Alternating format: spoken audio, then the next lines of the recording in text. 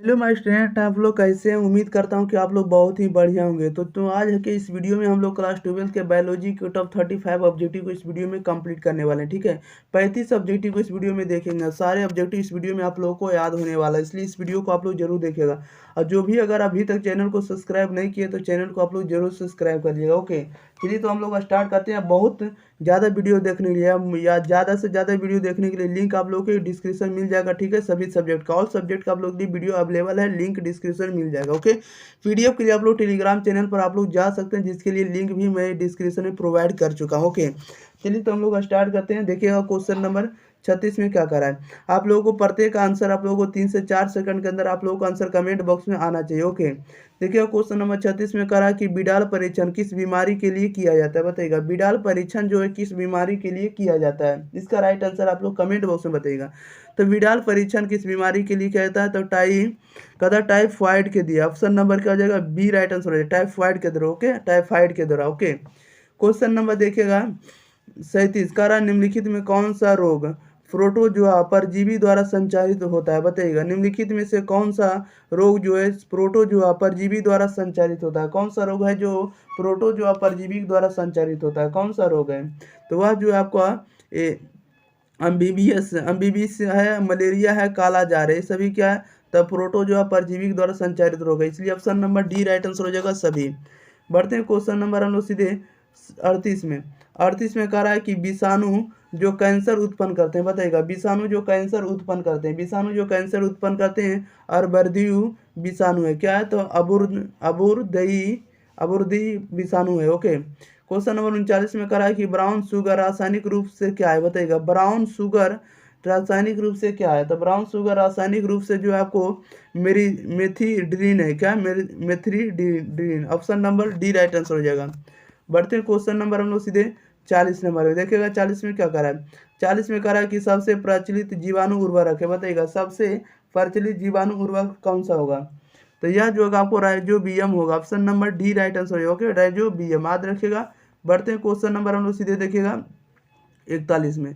41 number में देखिए क्या करा है। 41 में करा है कि जैव गैस उत्पादन में प्रयुक्त जीवाणु का समूह है, बताइएगा। जैव गैस उत्पादन में प्रयुक्त जीवाणु का समूह क्या होगा? तो प्रयुक्त जीवाणु का जो नाम होगा मेथेनोजेन होगा, option number D right answer है, मेथेनोजेन। 42 में करा कि कोला, चाय व कोको में पाए जाने वाला उत्तेजक है, बताइएगा। कोला, चाय, कहता है कोला, चाय व कोको में पाए जाने वाला उत्तेजक कौन सा होगा? सबसे ज्यादा उत्तेजक जो होगा वो आपका केफिन होगा, क्या होगा? Caffeine. Option number D right answer हो जाएगा। 43 में करा अफीम व हीरोइन किसमें प्राप्त होता है, बताइएगा। अफीम व हीरोइन किससे प्राप्त होता है? तो यह जो प्राप्त होता है वह किस होगा? तो पे पावर से। Option number B right answer, पे पावर से। ओके, बढ़ते हैं क्वेश्चन नंबर हम लोग 44 नंबर में।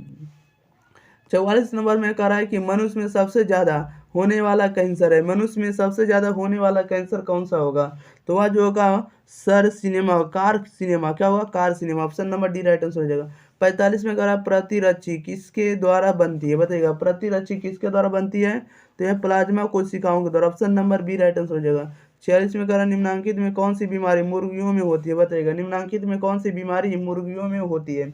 तब मुर्गियों में होने वाली बीमारी को रानीखेत कहेंगे, option number D right answer हो जाएगा, रानीखेत। ओके, बढ़ते हैं क्वेश्चन नंबर हम लोग 47 नंबर में। 47 नंबर में करा है कि प्राइमर्स का उपयोग किया जाता है, बताइएगा। प्राइमर्स का उपयोग किया जाता है, किसमें किया जाता है? तब पीसीआर के लिए, PCR. Option number A right answer हो जाएगा।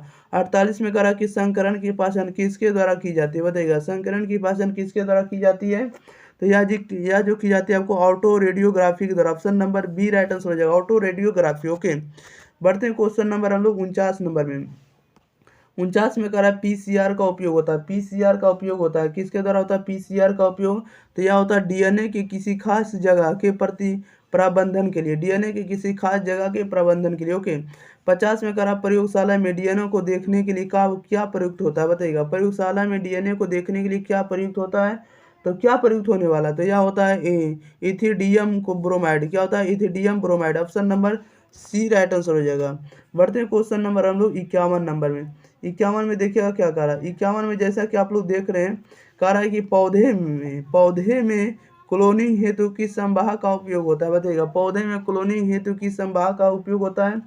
तो यह जो उपयोग होता है आपको PBr322 और TI प्लाज्मिड यानी दोनों का प्रयोग होगा, इसलिए option number C right answer हो जाएगा, ए और बी दोनों। 52 में कह रहा है इको आर आई प्रतिबंधन इंजाइम निम्नलिखित में से किस अनुक्रमों को पहचानता है, बताइएगा। इको आर आई प्रतिबंधन इंजाइम निम्नलिखित में से किस अनुक्रमों को पहचानता है, इसका राइट आंसर बताइएगा। तो GAA/TC option number A right answer हो जाएगा। ओके, बढ़ते हैं क्वेश्चन नंबर हम लोग 53 नंबर में। देखिएगा 53 में क्या करा है। 53 में करा है कि डीएनए की पृथक्करण के दौरान जीवाणु में कौन से एंजाइम का उपयोग किया जाता है, बताइएगा। डीएनए की पृथक्करण के दौरान जीवाणु में कौन से एंजाइम का उपयोग किया जाता है, इसका राइट आंसर बताइएगा। तो लाइसोजाइम एंजाइम का प्रयोग किया था, option number A right answer हो जाएगा। 54 में करा है कि वीर्य को किसमें हिमीकृत किया जाता है, बताइएगा। वीर्य को किसमें हिमीकृत किया जाता है, तो तरल नाइट्रोजन में, option number A right answer हो जाएगा। तरल नाइट्रोजन में वीर्य को हिमीकृत किया जाता है। ओके, बढ़ते हैं क्वेश्चन नंबर हम लोग 55 में। देखिएगा 55 नंबर में करा है कि प्रोटोप्लास्ट कल्चर का फ्यूजोजेन क्या है, बताइएगा। प्रोटोप्लास्ट कल्चर का फ्यूजोजेन क्या है, इसका राइट आंसर बताइएगा क्या हो जाएगा। तो यह जो होगा PEG होगा, option number B right answer हो जाएगा। 56 में करा कि प्रथम ट्रांसजेनिक फसल है, प्रथम ट्रांसजेनिक फसल कौन सी होगा, तो यह जो फसल होगा आपका तंबाकू, option number C right answer हो जाएगा। 57 में कह रहा है निम्नलिखित में कौन ट्रांसजेनिक पौधा नहीं है, बताइएगा। निम्नलिखित में से कौन जो है ट्रांसजेनिक पौधा नहीं है, कौन नहीं, तो खीरा नहीं है, option number D right answer हो जाएगा, खीरा। बढ़ते हैं क्वेश्चन नंबर हम लोग सीधे 68 में। 68 नंबर में कह रहा है कि ट्रांसजेनिक जानवर का उदाहरण है, बताइएगा। ट्रांसजेनिक जानवर का उदाहरण कौन सा होगा, तो ट्रांसजेनिक जानवर का उदाहरण जो होगा आपको गाय भी होगा, चूहा भी होगा, सुअर भी होगा, सभी ट्रांसजेनिक जानवर का उदाहरण है, option number D right answer हो जाएगा। 59 में कह रहा है निम्नलिखित में कौन जैव तकनीक से संबंधित है, बताइएगा। निम्नलिखित में से कौन सा जैव तकनीक से संबंधित है, कौन सा है, तो आपको प्लाज्मिड्स है, कौन है, plasmids, option number B right answer हो जाएगा। बढ़ते हैं क्वेश्चन नंबर हम लोग 60 नंबर में। देखिएगा 60 नंबर में क्या कर रहा है। 60 नंबर में कह रहा है कि जैव तकनीक में प्रयुक्त आणविक कैंची है, बताइएगा। जैव तकनीक में प्रयुक्त आणविक कैंची कौन सी होगी, इसका राइट आंसर बताइएगा।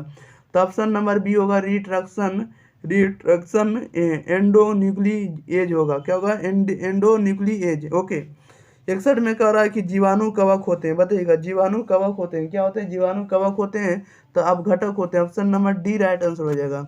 बढ़ते हैं क्वेश्चन नंबर हम लोग 62 नंबर में। देखिएगा 62 में क्या कर रहा है।